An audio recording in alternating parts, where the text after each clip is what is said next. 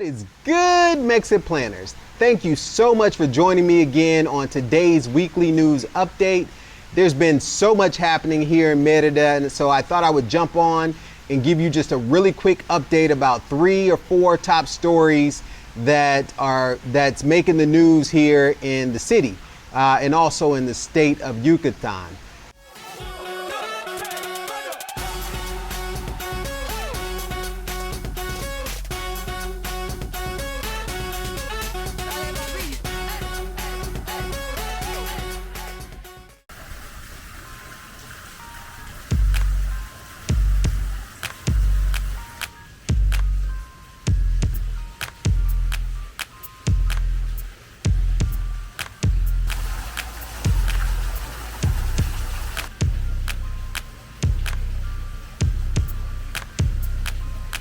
Y'all, we hit 2,000 subscribers this week, so thank you very much for subscribing to the channel, for your support, and for watching. I have a ton of new content coming out, some really good stuff, so stay tuned, stay connected, stay subscribed. Thank you very much.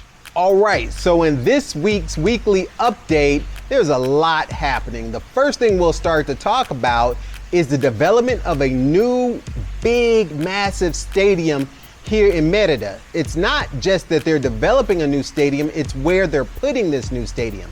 So they're gonna build a new stadium with a capacity of 39,000 spectators. This is huge.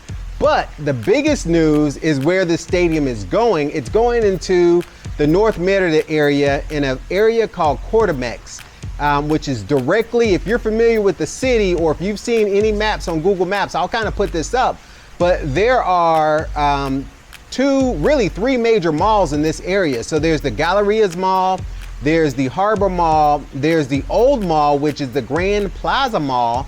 The new stadium that they're building is going to be located directly in the area across from Costco. Another exciting thing that's happening in that area is they're also building the U.S. Embassy right behind the Harbor Mall. So the Harbor Mall is a brand new complex. Since I've been coming to Merida over the last couple of years, and before we moved here is when they started construction on the Harbor Mall, probably say 3 years ago. Well, that mall's been open now for about 1.5 years, and it's gonna house the new U.S. Embassy for in here in Merida for this area of the South. It's also, there's a neighborhood development or a high-rise development of buildings behind the harbor. So that's really, upscale luxury apartments located right by this mall. That's kind of like your eat, work, play mall. And then they also will have this new stadium almost directly across the street. This is gonna be a very, very congested area. And even this week in the news, the locals in that area, the neighbors of that area have been complaining about, okay, so let me get this right. You're building a stadium that's gonna have a capacity for 39,000 people. It really needs to have about 8,000 parking spaces, but you're only planning to build 1,600. Something doesn't sound right with that. So the neighbors have been protesting, complaining, organizing, trying to figure out, what's this gonna look like for them in terms of traffic and, just congestion on the streets. The area right now really doesn't have a lot of street space. The streets are pretty narrow, cars park on the street. So it's already a pretty dense, congested area just for normal street traffic. So I can't imagine what that's gonna look like on a game day where they're gonna be hosting, in this new stadium, they're gonna be hosting concerts, the baseball club, the Grand League Baseball, as well as Division I soccer or football, as they call it here, in that stadium. They're also gonna have a 300-room hotel in this stadium, and it's going to employ a lot of people. So it's a really good thing that this stadium is coming to the city. I kind of saw the writing on the wall as far as the development here in Merida. There's just been a ton of development here, and most of it is happening on this north end of town, which is why I live on the north side of town. I can honestly tell you that I see this place looking like, Buckhead in Atlanta or any other very, very nice area where there's luxury apartments, high-rise buildings, older neighborhoods. That's the vibe that I get from this north area of Merida. With this new stadium coming in, The new U.S. Embassy being relocated from Centro up to the north area of town. All of those things are happening. It's just a lot of development happening. Since I've been here, living here, they've built 2 new high-rise buildings just, within high-rise apartments within walking distance, within a mile or 2 of each other. So they're preparing for a lot of development in this area, and it only makes sense because going from Centro north is the way to Progreso. So they're going to be expanding more towards the beach. And so as you drive towards Progreso, you'll see new neighborhoods being built along the expressway there. They call it the Carretero between Progreso and Merida. There's new home neighborhoods being built there. The golf clubs are already up there. The Yucatan Country Club, La Ceiba Country Club. So I can kind of see the plan where the north of Merida will be like Dunwoody very soon. If you're, for my Atlanta folks, that's the Atlanta reference. This will be like the Dunwoody Buckhead area of Atlanta. It is exciting to be here at this time. I'm excited for this new stadium because I think that, it's going to bring a lot of economic opportunity for this area, and it's being built with total private investment. So there's no public funds being built for the stadium itself. But there will probably be, I'm sure, going to be some public funds spent on roadways and street infrastructure, utilities, things of that nature. But it's good. It's a good thing. The city is growing, and you can tell when they take on a project like this new stadium that it's definitely going to be a pop-in place. So that is the first story that we'll talk about today is the new stadium happening in Merida. My expectation, the way they build around here, almost 24/7. They work 6 days a week. Most days it's not raining. So I expect this thing to be done in the next 2 to 3 years. All right, sticking with the theme of development. One of the other things that was announced this week is that the Mayan train, I think you've heard me mention this big project. It's a federal project.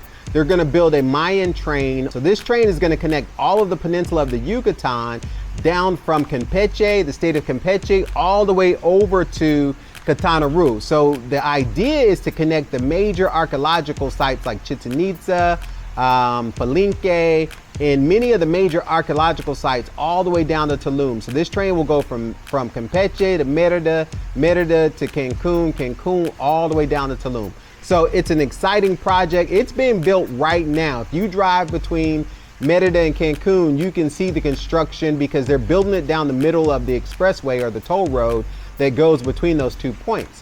And it's exciting. The news that was announced here in the state of Yucatan is that the project is no longer going to be located inside the city at the old rail car yards. So there used to be a train many years ago, probably like in the 50s or before then, that connected, Merida to, say, the rest of the peninsula in terms of commerce and things of that nature. And the train came into an area that's now known as La Plancha or Mejorada, and it's inside the city. So the original plan was to do a underground subterranean subway from the outskirts of Merida into the city. Well, that was going to be, I think, just a logistical nightmare. So they've decided now to move the train outside of the city near Hacienda Teya, which is just on the outskirts. So as you're leaving Merida going towards Cancun, this hacienda, that area is just on the outskirts of Merida. So I think it's a good idea that they're moving it to the outskirts of the city. I can't wait for this train to be complete. I think it's set to be complete in the next 2 to 3 years. So you have a new stadium, a new train, and they also announced a new airport. Now, I'm not going to get into that very much, although just to say they just redid the airport here this year, actually, not even last year. This year, the airport got an upgrade. So I don't know why we need a new one, but we're getting a new one. And it's going to be located way outside of the city.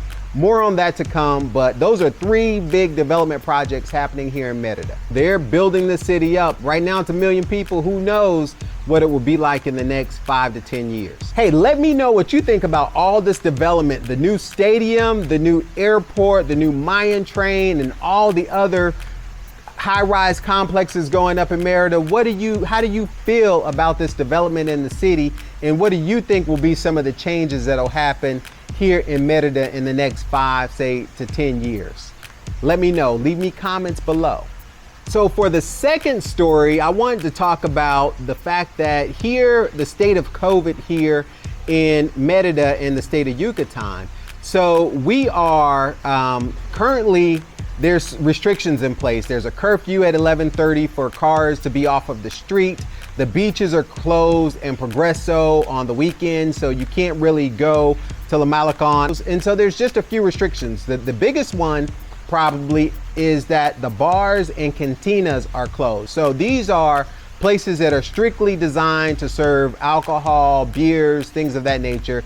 Generally, they're accompanied by live music. So some of the best well-known places here in Merida, like Zal Bay, many of those places are still closed right now because they operate mainly as bars and secondarily as restaurants. And so that was an order that was put into effect almost probably 2 months ago, kind of in preparation of getting schools back to be able to open and things of that nature. And they saw an increase in the surge of COVID cases, and they said that it was for, you know, the younger crowd, right? So since the older adults were now vaccinated or had the option to be vaccinated, they said that the COVID cases that were being spread are from like the 18 through the 29-year-old crowd. And that's the crowd that generally hangs out at bars. Here in Mexico, it's legal for you to drink alcohol at 18, unlike in the United States where the age limit is 21. So the bar owners are protesting like, come on, man, it's been, almost 2 months. We've been shut down. You're blaming this on the fact that it was the young kids that were spreading it, partying. They've been protesting this week to be able to open up their bars and to get back to making their livelihood. Another thing that's also contributing to that factor is as of September 7th, the youth from ages 18 through 29, they're able to now get the vaccine. Today is Saturday. My gardener normally comes today. He's in that age range. He's the age of my oldest son, 23, and he called me and said, hey, I'm getting my vaccine today. So it's awesome that they're able to get vaccines.